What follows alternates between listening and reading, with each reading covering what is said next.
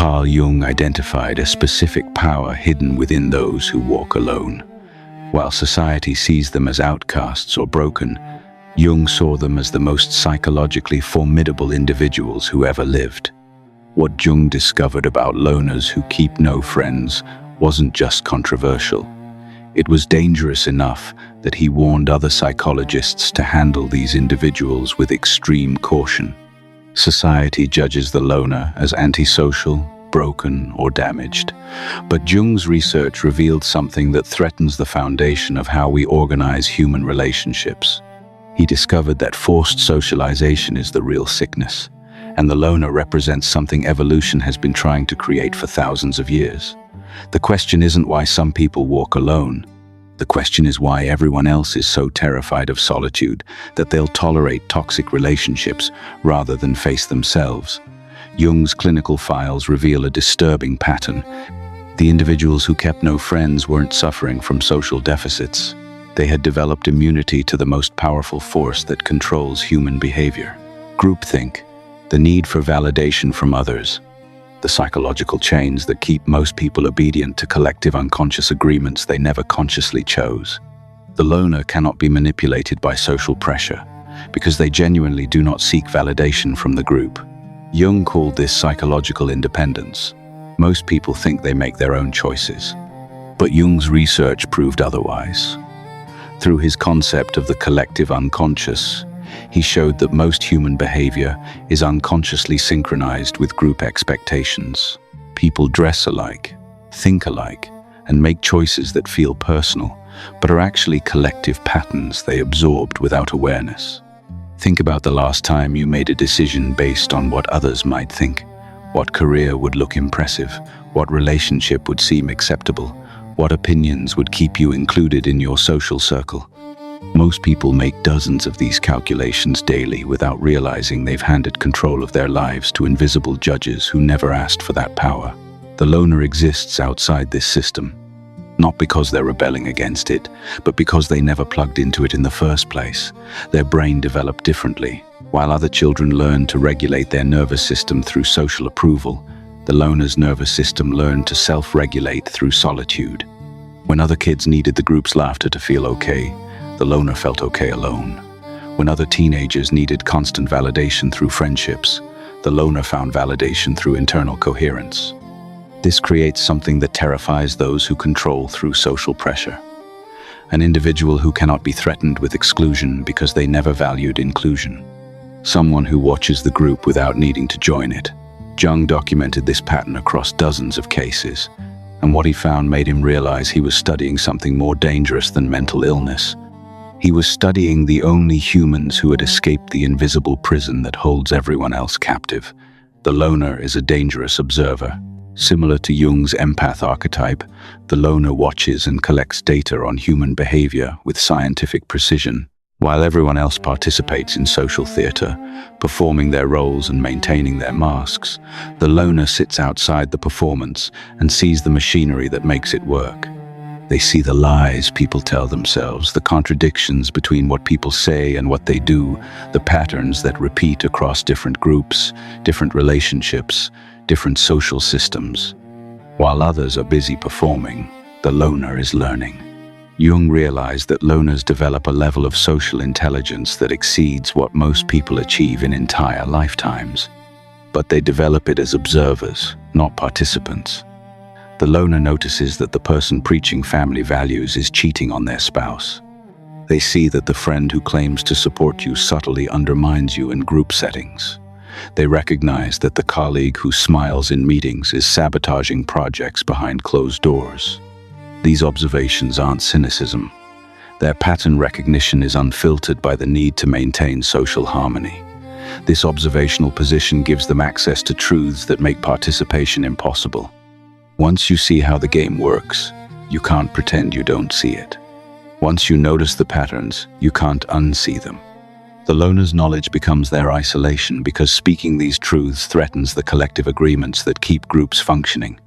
Every group has unspoken rules about what can and cannot be acknowledged. The loner sees these rules clearly and finds them absurd. Jung wrote extensively about how groups unconsciously agree to ignore certain realities to maintain cohesion: the family that never mentions dad's drinking, the workplace that never acknowledges the toxic manager, the friend group that pretends not to notice how one person always plays the victim. These collective denial agreements keep the group stable, but they require everyone's participation. The loner who points out the obvious becomes the problem, not because they're wrong, but because they're breaking the agreement. Most people confuse the loner with someone who is lonely. Jung was obsessed with clarifying this distinction because he saw how much damage this confusion created. Loneliness is a defect, a painful state where someone craves connection they cannot achieve. Loneliness is suffering caused by unwanted isolation. The lonely person scrolls through social media feeling excluded. They accept invitations to events they don't enjoy just to avoid being alone. They tolerate disrespect from friends because having bad friends feels better than having no friends. Solitude is a superpower. Empaths aren't broken, they're alchemists in progress. A chosen state where someone has access to their own consciousness without the interference of collective expectations. Solitude is when your nervous system finally stops processing everyone else's emotions and expectations and gets to experience its own authentic signals. In solitude, you discover what you actually think, not what you've been trained to think. You learn what you genuinely enjoy, not what you're supposed to enjoy. You access your authentic preferences, values, and desires. The lonely person is broken by isolation. The solitary person is strengthened by it. Jung spent years studying the difference, and he found that true loners don't experience loneliness the way others do. They experience clarity, relief, freedom from the exhausting performance of social acceptability. Where others feel empty in solitude, the loner feels full. Where others feel anxious without social input, the loner feels calm. When a loner is forced into social situations, they don't feel a connection. They feel interference, like static, disrupting a clear signal. This isn't pathology. This is a different nervous system configuration that processes social input as noise rather than nourishment. The small talk that others use to build rapport registers as meaningless sound. The social rituals that others find comforting feel like elaborate wastes of energy. The performance of interest in topics that don't matter creates exhaustion rather than engagement. Jung observed that loners often leave social situations feeling drained rather than energized. Not because they're introverted in the conventional sense, but because they're processing the gap between what people say and what people mean. They're watching everyone perform their social roles while simultaneously tracking the authentic emotions bleeding through the performance. This dual processing is exhausting. Solitude isn't just preferred, it's necessary for psychological recovery. Jung discovered that loners are often the only ones brave enough to face their own dark side. He called this the shadow, the parts of yourself that you've been taught to deny, suppress, and project onto others. Most people spend their entire lives running from their shadow, hiding in groups where they can point at others and say, "That's where the evil lives. That's where the weakness lives, not in me." The group provides endless opportunities for shadow projection. You can stay comfortably unaware of your own capacity for cruelty by focusing on how cruel others are. You can avoid examining your own dishonesty by judging how dishonest others are. You can deny your own insecurities by mocking others for theirs. The group becomes a hall of mirrors where everyone projects their shadow onto everyone else and no one has to face their own darkness. The loner doesn't have this luxury. When you spend significant time alone, you eventually meet everything you've been running from. Your capacity for cruelty, your selfishness, your fears, your weaknesses. Everything the group taught you was unacceptable to acknowledge. In solitude, there's no one else to blame, no one else to compare yourself to, no one else to use as a distraction from your own psychological reality. Jung found that loners who successfully integrate their shadow become psychologically stronger than people who hide in groups. Because once you've faced your own darkness and survived, you're no longer afraid of it. You're no longer controlled by the fear of having it exposed. You become immune to shame as a control mechanism. You've already looked at the worst parts of yourself and decided you can live with them. This acceptance creates unshakable psychological stability. The person who has integrated their shadow knows they're capable of selfishness, so accusations of selfishness don't destroy them. They know they're capable of cruelty, so recognizing cruelty in themselves doesn't shatter their self-image. They've accepted their full humanity, light and dark together. This acceptance paradoxically makes them less dangerous than people who deny their shadow because they're conscious of their capacity for harm and can choose differently.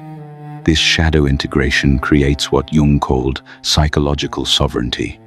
The loner who has faced their darkness cannot be manipulated by threats of exposure.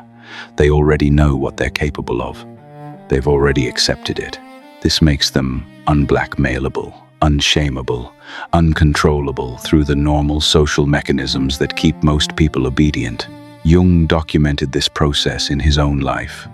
During his confrontation with the unconscious, he spent years in solitude facing psychological contents that would have destroyed most people. He saw visions that could have been diagnosed as psychosis. He experienced emotions that could have led to breakdown. He confronted parts of himself that contradicted everything he wanted to believe about his own character. But he didn't run from these experiences. He studied them.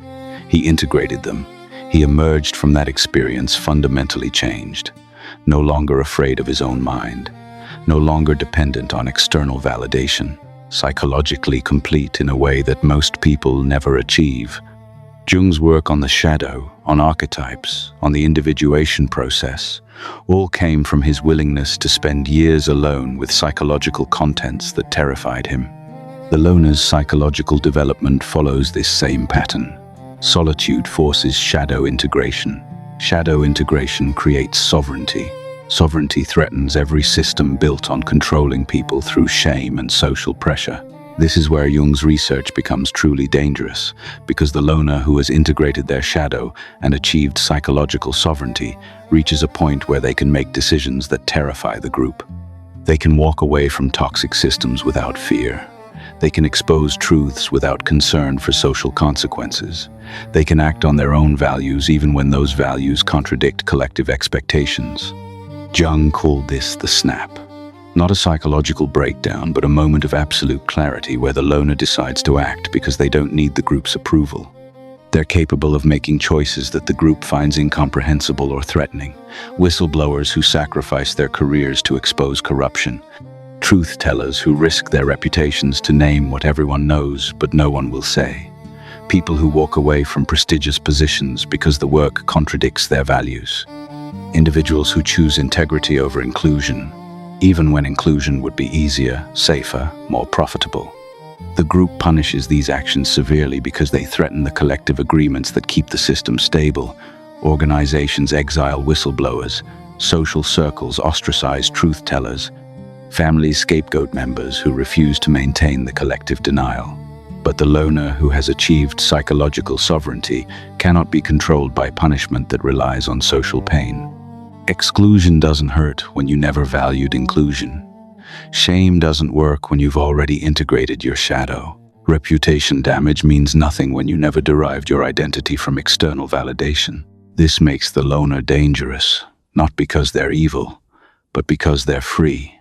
Freedom is the ultimate threat to systems built on control.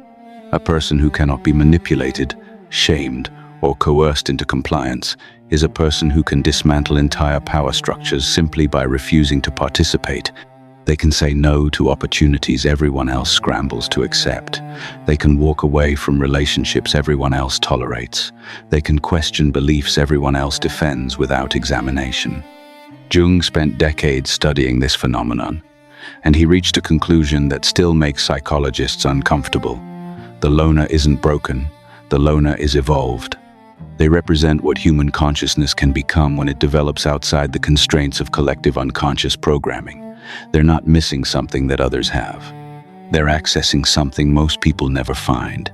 Most people are running code they downloaded from their culture without ever examining whether that code serves them.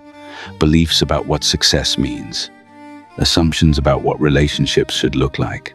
Rules about what emotions are acceptable. Scripts about how life should unfold. All of this programming runs in the background, determining choices that feel personal, but are actually collective patterns repeated across millions of lives.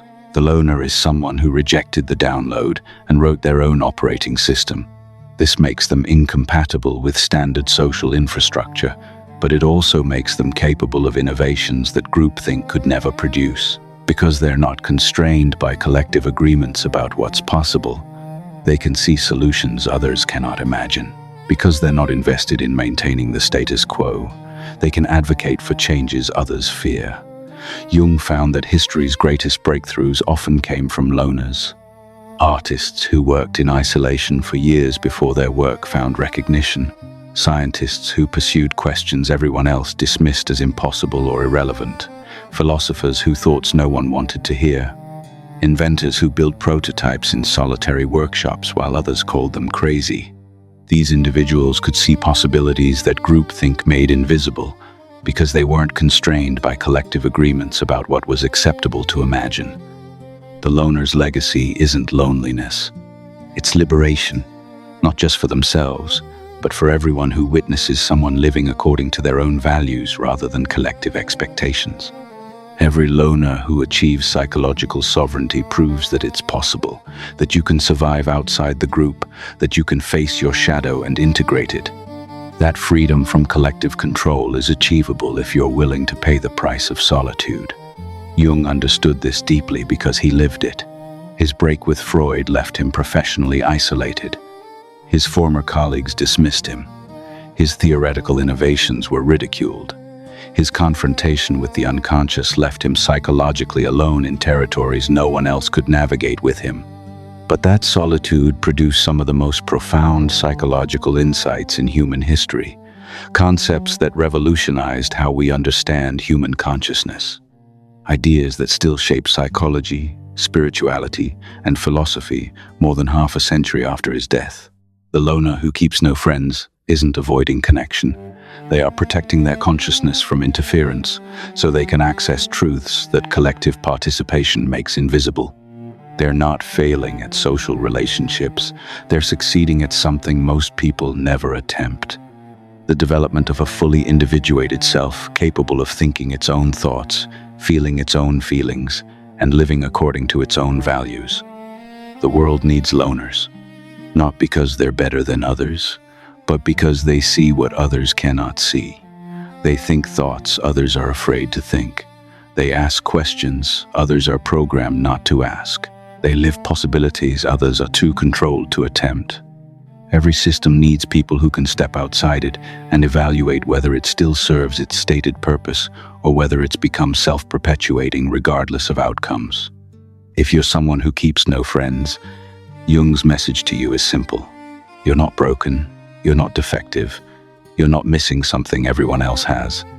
You're accessing something most people never find. Your solitude isn't a problem to solve. It's a strength to protect. Your inability to conform isn't a weakness. It's immunity to the most powerful control system humans ever created. Your discomfort in social situations isn't anxiety that needs treatment.